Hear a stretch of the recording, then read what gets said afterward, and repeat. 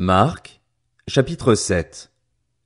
Les pharisiens et quelques spécialistes de la loi, venus de Jérusalem, se rassemblèrent auprès de Jésus. Ils virent quelques-uns de ses disciples prendre leur repas avec des mains impures, c'est-à-dire non lavées. Or, les pharisiens et tous les juifs ne mangent pas sans s'être lavés soigneusement les mains, conformément à la tradition des anciens. Et quand ils reviennent de la place publique, ils ne mangent pas avant de s'être purifiés. Ils tiennent encore à beaucoup d'autres traditions comme le lavage des coupes, des cruches et des vases de bronze. Alors les pharisiens et les spécialistes de la loi lui demandèrent « Pourquoi tes disciples ne suivent-ils pas la tradition des anciens mais prennent-ils au contraire leur repas avec des mains non lavées ?» Jésus leur répondit « Hypocrites, Ésaïe a bien prophétisé sur vous, comme il est écrit « Ce peuple m'honore des lèvres, mais son cœur est éloigné de moi. » C'est faussement qu'il m'honore en donnant des enseignements qui sont des commandements humains.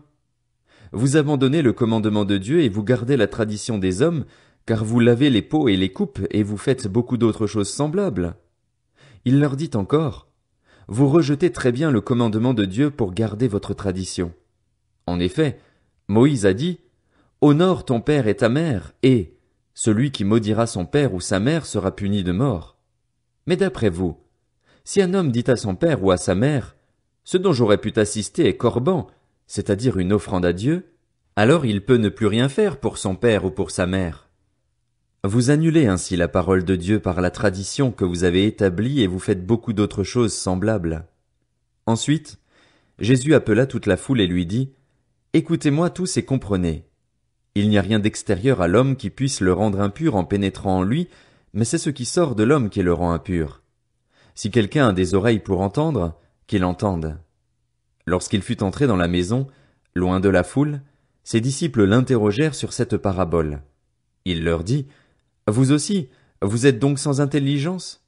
Ne comprenez-vous pas que rien de ce qui, de l'extérieur, entre dans l'homme ne peut le rendre impur? En effet, cela n'entre pas dans son cœur, mais dans son ventre, puis est évacué dans les toilettes. Il déclarait ainsi que tous les aliments sont purs. Il dit encore, c'est ce qui sort de l'homme qui le rend impur.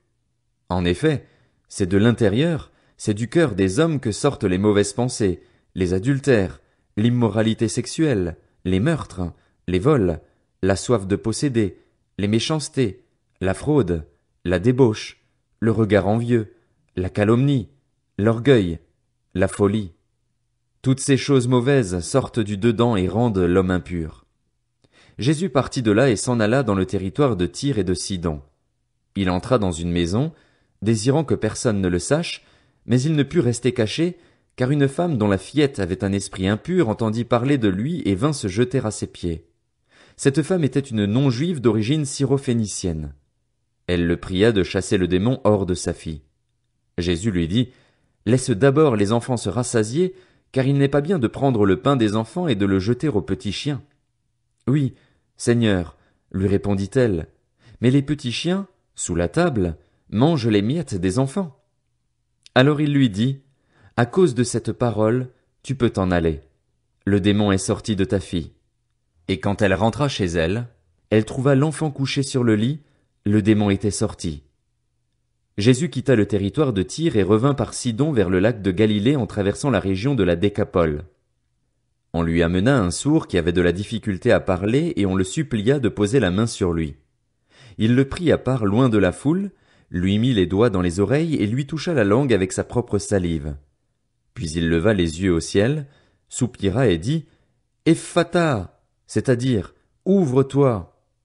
Aussitôt ses oreilles s'ouvrirent, sa langue se délia et il se mit à parler correctement.